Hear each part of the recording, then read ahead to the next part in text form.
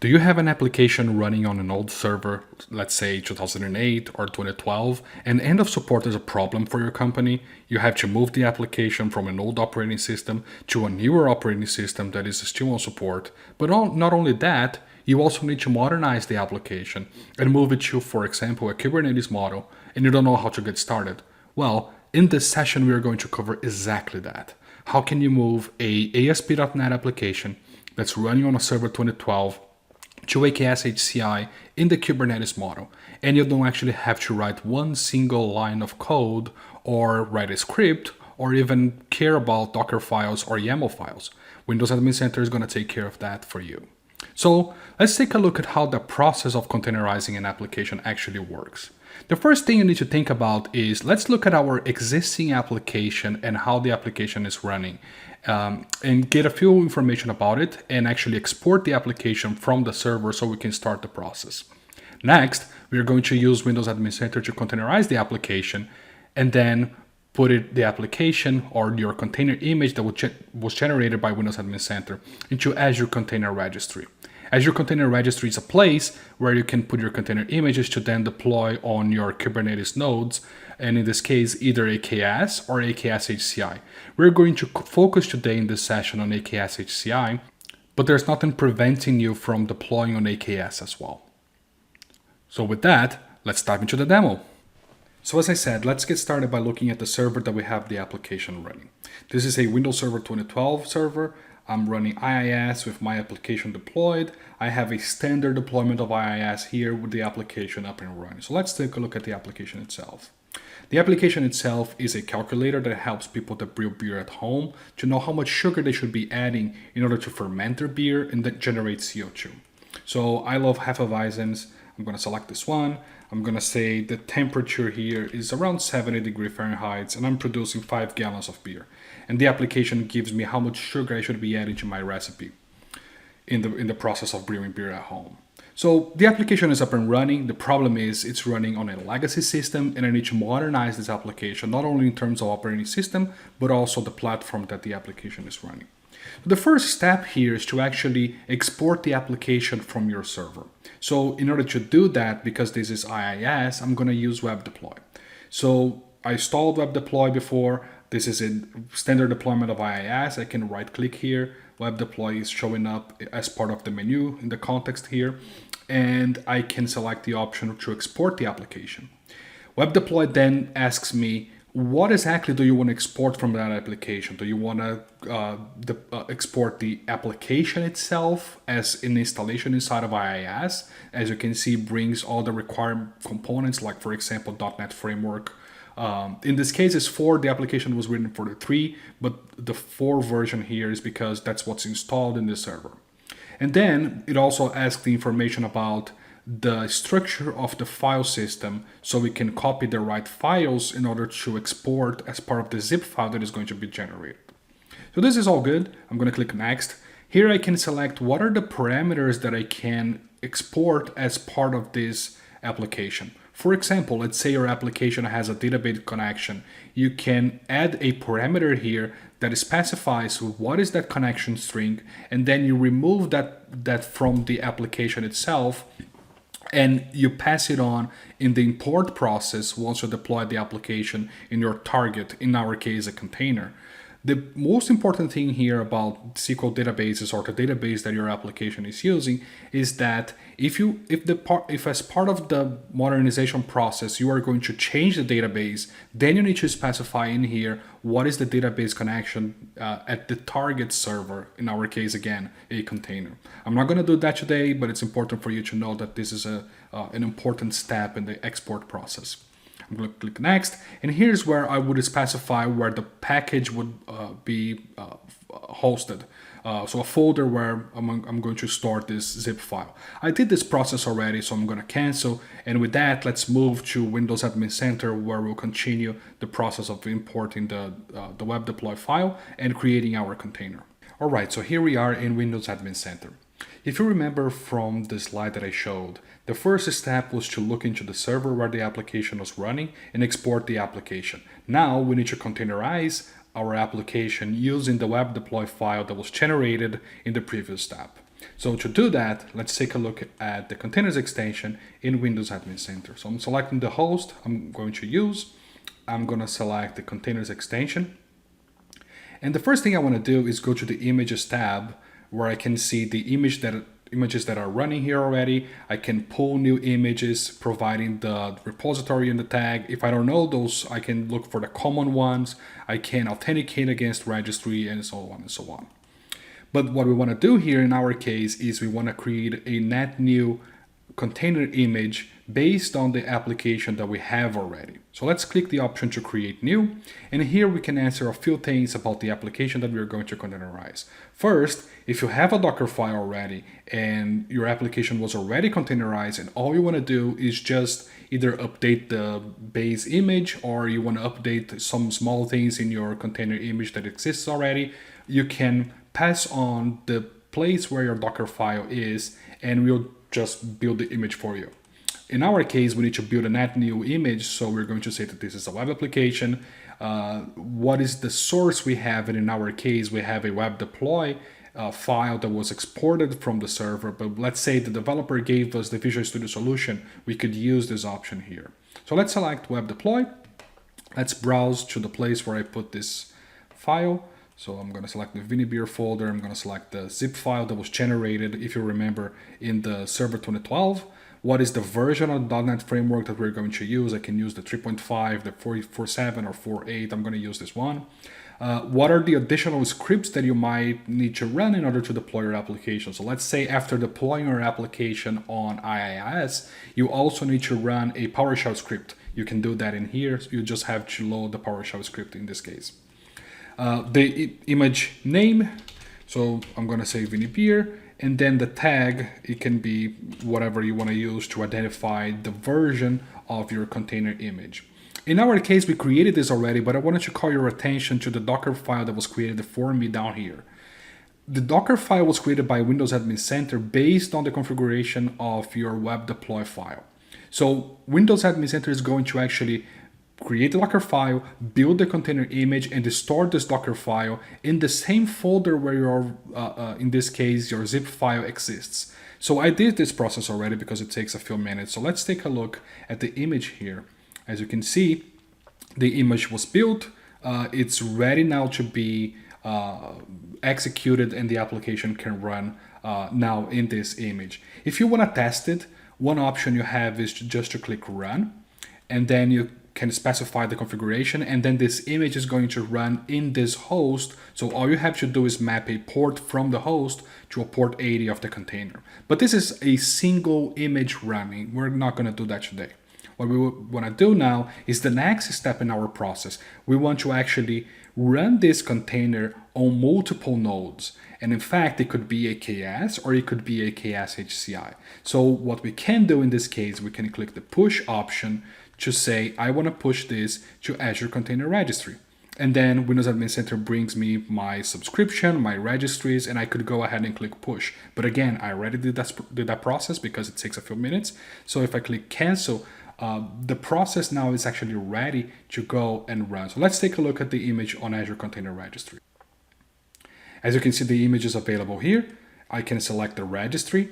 I can click the image, and I could even run this instance in ACI. So if I click run instance, I can provide the information needed here to run on Azure Container Instance, ACI, and then I can run this as a single instance for this container on the cloud. I'm not going to do that today. I'm just pointing out that this is an option and to show you that the image is now available on Azure Container Registry.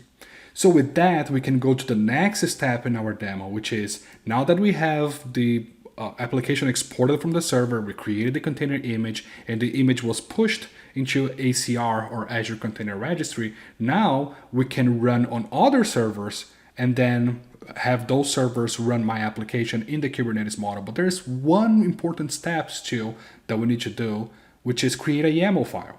So in order to do that, we are also going to use Windows Admin Center.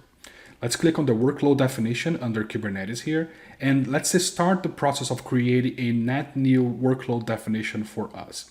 So what this does, what this wizard will do is go through the process of creating a YAML file so we can provide a few simple information about the application, and Windows Admin Center is going to create the YAML file for my application. So let's go ahead and select what is our cluster destination. Is it AKS or AKS HCI? So I'm going to say AKS HCI. What is our application name? Vinibeer. What is the application type? In our case, web application. And then in the second step, we have the configuration of our pod or the container that is going to run. This is a deployment kind under the Kubernetes model. The image we're going to use, as you can see, is the same image that we just saw under Azure Container Registry. So it's getting the information for my subscription and my container image available on that subscription. How many replicas do I want? Well, in this case, I'm going to say I want 3 replicas, and we're going to touch on the nodes that are running this in a second. Next, what we're going to do is we're going to say what is the port we want to open. This is a HTTP application, so port 80. How many processor, or what is the processor limit for the pods or the containers running my application? I'm going to say 1 CPU and then 800 megs in terms of memory, because containers don't need much hardware anyway. So the minimum is at least 0.1 processor and 300 megs in terms of memory. Next, we can say that this is a Windows application, so the node is going to be a node selector for Windows. It's not going to run on a Linux container. On a Linux host. On the Advanced tab, we can say, well, in order to run this behind a load balancer, we actually need to specify that we need a load balancer and what is the port that is going to be mapped to the load balancer and then to the pods. So I'm going to go ahead and click preview, and as you can see, the YAML file now was created for me with all the information that I provided earlier. But I don't need to know how to write the YAML file. Windows Admin Center created that for me. As you can see, I have the 3 replicas, I have the node selector in there, the image that we are going to use, and one very important thing. In order for the node to actually go and pull the image from ACR, they need to know what is the credential that has access to pull that image from that registry, because that's a private registry. So the way Windows Admin Center handles this is it creates a Kubernetes secret. It gives it a name called ViniAP registry, which is the name of my registry, -secret, and then pass on the information that we got from Azure. So we securely got that information from Azure. In terms of what is the username and the password, we pass that on to the Kubernetes nodes as a Kubernetes secret, so the password and the username and password are never exposed, but that information gets to the node, so the node knows what is the credential they have to use in order to pull the image from ACR. Okay, that's all stuff you have to do manually if you were not using Windows Admin Center. I'm going to click exit just because I did that process before. As you can see, the YAML file is here for me, the Vinibeer YAML with the same configuration that we just passed on in this example, but I created this previously. With the YAML file, I can go now and I can deploy to AKS HCI. How do we do that? Well, let's click the option to apply workload definition. And then you can say, where do you want to apply this workload definition?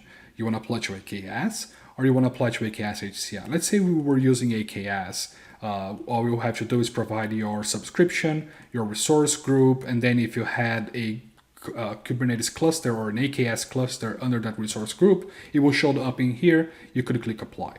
In our case, we're using AKS HCI. So all you have to do here is provide what is the host cluster connection. So this is the server that is actually running AKS HCI, the username and password, and then we list what are the target clusters that you are going to use. I did this process previously. So as you can see, it brought me the Kubernetes cluster that I had saved under the saved settings because I connected to this cluster before. So with that, the ViniAP cluster is the cluster I want to apply this. I can go ahead and click apply.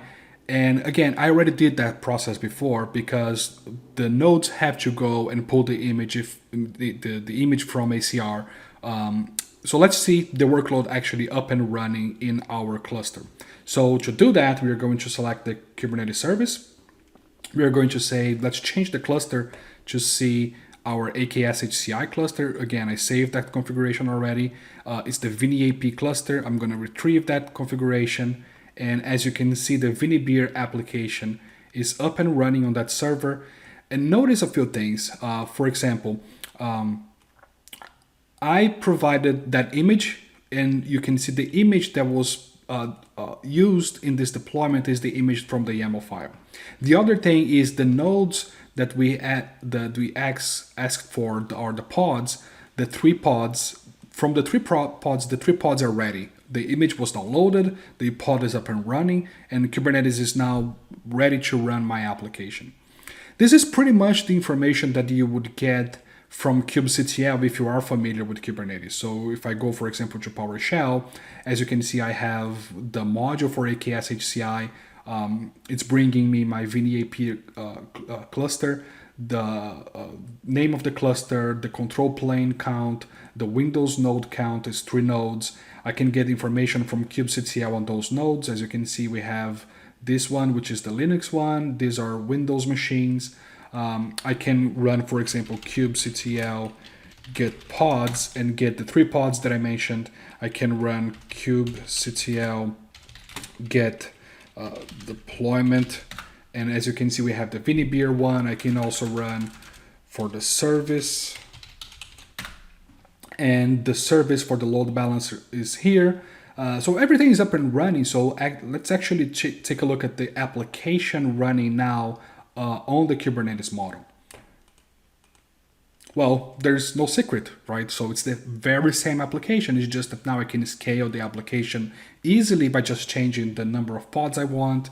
And the application actually performs exactly the same way. So let's take a look at our Hefeweizen on 70 degrees with 5 gallons of beer. As you can see, the application is running exactly the same way, but now modernized as part of AKS HCI. So let's just recap what we just did. We exported the application from Windows Server 2012. We created a container based on that web deploy file, and that container image was pushed then to ACR or Azure Container Registry. From Azure Container Registry, we also used Windows Admin Center to create the YAML file, and that YAML file was used to deploy the application on AKS HCI.